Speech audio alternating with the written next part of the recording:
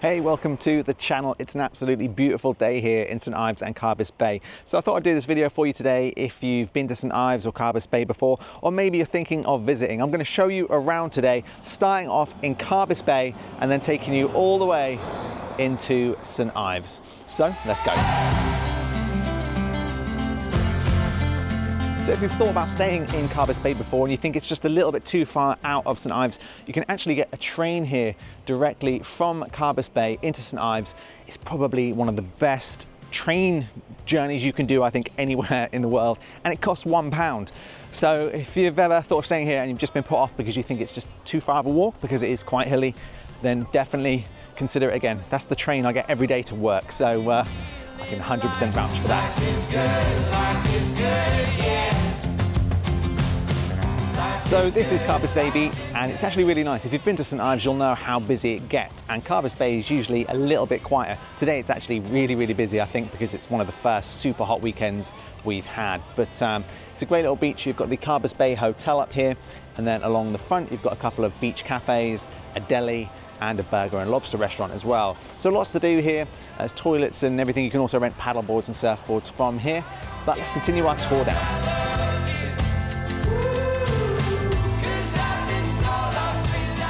Now, if you keep an eye on the news, you'll know this is where the G7 was held a couple of years back. And they have little lodges on the beach here, and each lodge is kind of named after a country: Japan, UK, France, etc. And this is where all of the leaders stayed. So interesting place, really beautiful hotel. Very expensive, but really nice. Oh, probably one of the best bays in the UK, in my opinion, anyway. So as I mentioned, I'm going to take you on the coastal path route. This is a really nice way to walk into St Ives. Bits of it are very hilly. I'd say the very start and the very end of each side is very hilly.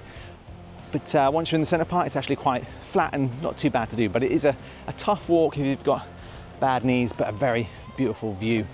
You get a view of the coast all the way down, and I'll try and show you as much as I can. Now honestly, I see this view a lot, obviously almost every day, but it just never gets boring when you get a super sunny day like today, and that sea is like that. It's so turquoise. It's so beautiful. I actually grew up on the Norfolk coast, which is also a very beautiful place to be, but the sea's quite brown there because it's part of the North Sea. So this is just a whole nother level. Comment what you think below.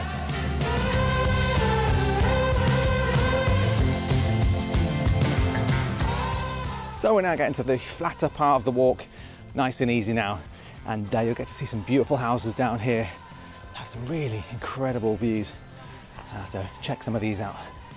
So this route, by the way, takes about 35 to 45 minutes, depending on how quick you walk, of course, but I definitely recommend it. You can of course go the road route, which is a lot flatter. It's, you know, there's hills everywhere, but that's definitely a lot steadier. But I think if you can be next to the sea, a bit of fresh air, why not?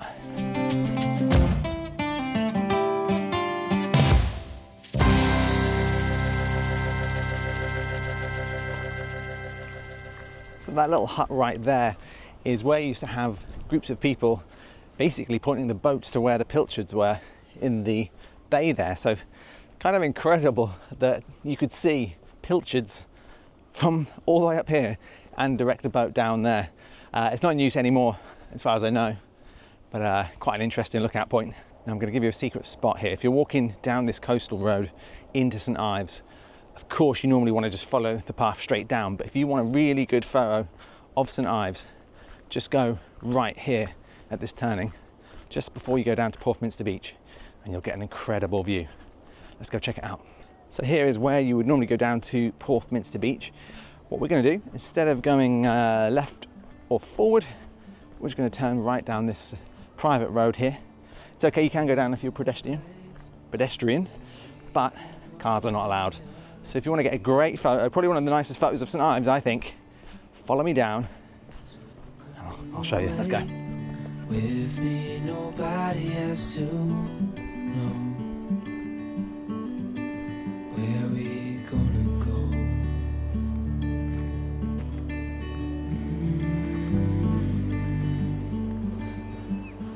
What a view, hey?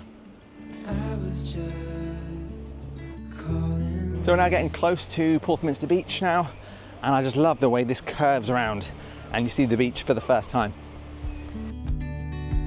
to run away with me. Don't tell your friends, but let them know we're safe later on. The road's calling, sun on our skin, sleeping under stars when it's gone.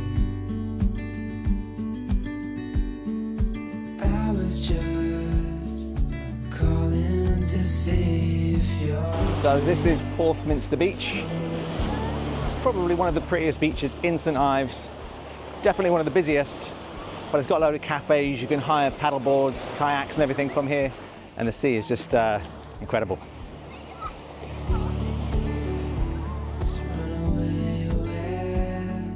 So this hotel here is called the Pedinolva. I think it's called the Pedinolva. I never know how to pronounce it.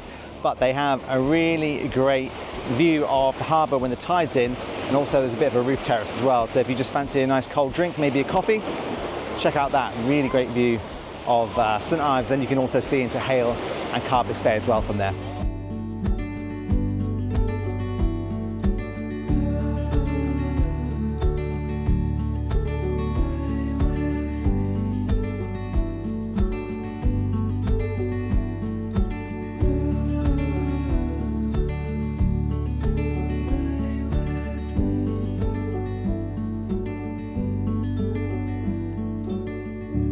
So we've made it into St Ives Harbour. What I'll do is I'll show you around some of the harbour, some of the shops, coffee shops and bars that you could go to, and just show you around the town.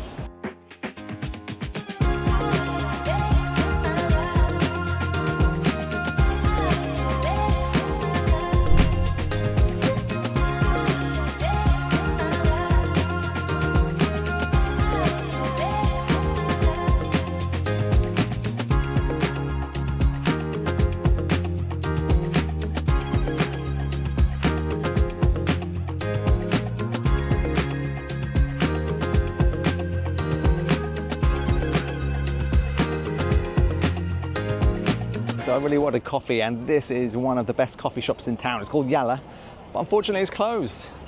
So I'll have to go find a coffee somewhere else.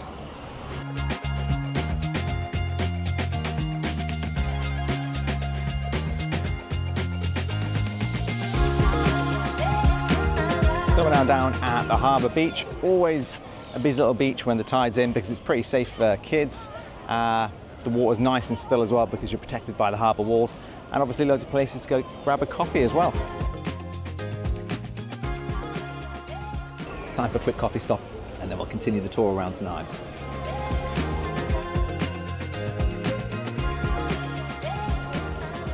By far the most popular pub in town, the Sloop Inn, one of the oldest as well. Another small beach you can use here when the tide is out or almost all the way in. Again, another pretty safe beach, and it's so calm because of the harbour walls.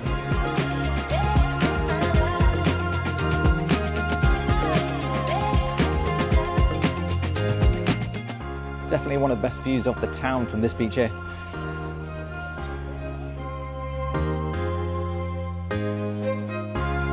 And now we're coming up to Smeaton's Pier, so let's take a look.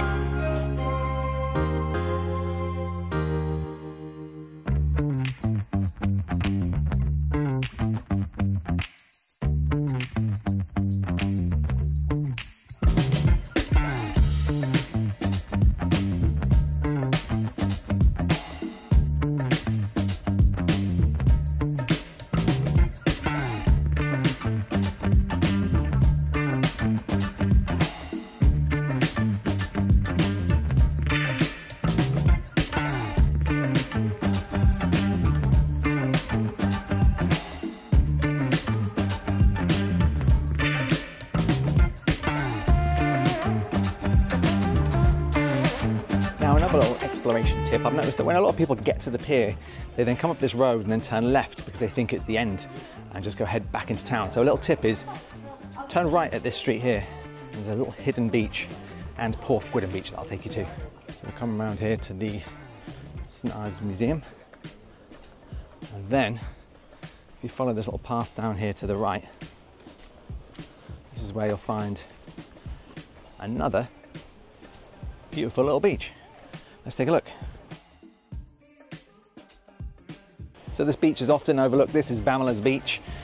Not always available because when high tide it comes in, obviously there's no beach left at all, but between sort of low and high tide, it's quite a nice beach to chill. And as you can see, hardly anyone is down here, so you could have a little private beach to yourself. Okay, now we'll continue our walk round to Porthgwydden Beach. Probably one of my favorite little beaches. Good for snorkeling, it's very sheltered. It does get very busy, but there's a nice little beach cafe and a really good restaurant as well, which I recommend coming back to on an evening if you haven't got anything booked. But as with all St Ives restaurants, they do get booked up well in advance because they're all pretty small, to be honest. So I recommend booking in advance. But let's take a look. Porthgwydden Beach. Absolutely stunning, but very, very busy.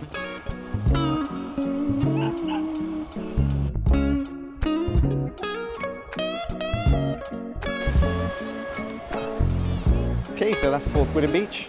Did you know about that beach? Let me know in the comments if you did. Now I'm going to take you up to the island. So there's a little church up here and a little lookout. And believe it or not, this was actually an island. Back in the day, the sea used to come over the two parts of the island at high tide and actually block off this part of St Ives, so it was actually an island for a little time. Now you can get here all of the time.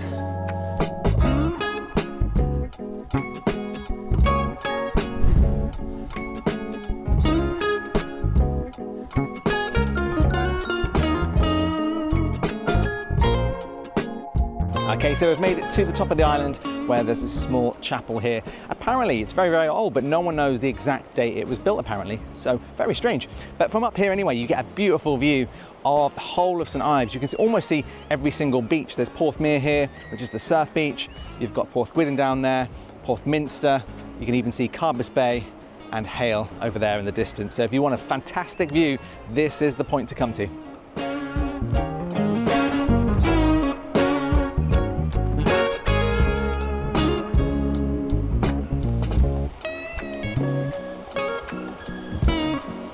So this is Porthmere Beach. This is one of the biggest beaches in St Ives, and this is the beach to come to if you want to learn how to surf. You've got St Ives Surf School down there, which is a fantastic place. This is where I do some of my surf lessons. I'm still learning myself at the moment, and just a really great team there. So if you want to learn how to surf, if you want to do any coasteering, kayaking, that kind of thing, come down to St Ives Surf School right here on Porthmere Beach.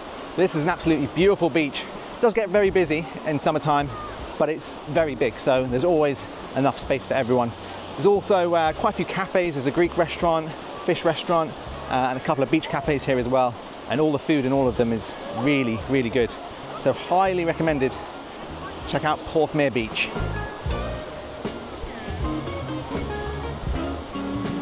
So you may not be able to see this on my camera, but there's a good 20-30 people out here learning to surf this afternoon.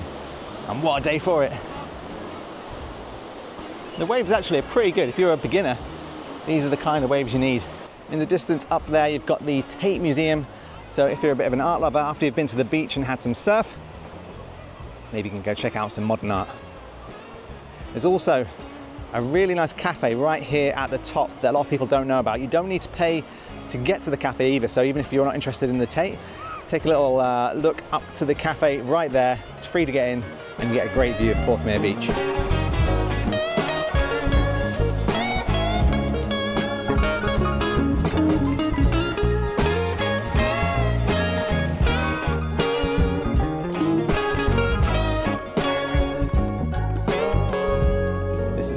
Green door, but I'm not going to tell you exactly where it is, so you've got to try and find it yourself.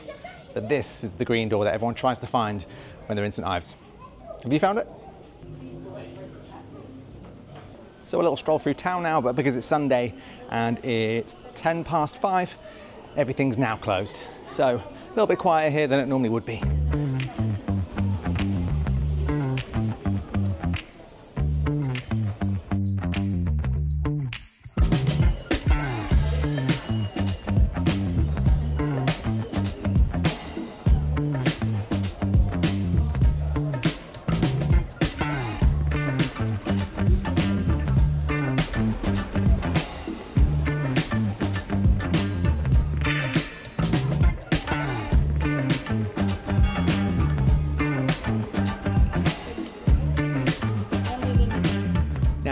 to the end of the street, make sure to check out the Host. This is probably my favorite bar in the whole of St Ives. Fantastic drinks and fantastic food and a great team as well. So definitely check out the Host.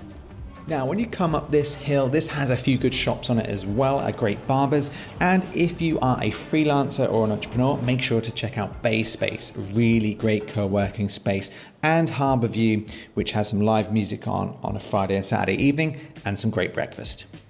So thanks for joining me today for my walk from Carbis Bay into St Ives. I hope you enjoyed the tour. If you did, give the video a like and a subscribe, and I'll see you in the next video if you want a bit more of videos like this.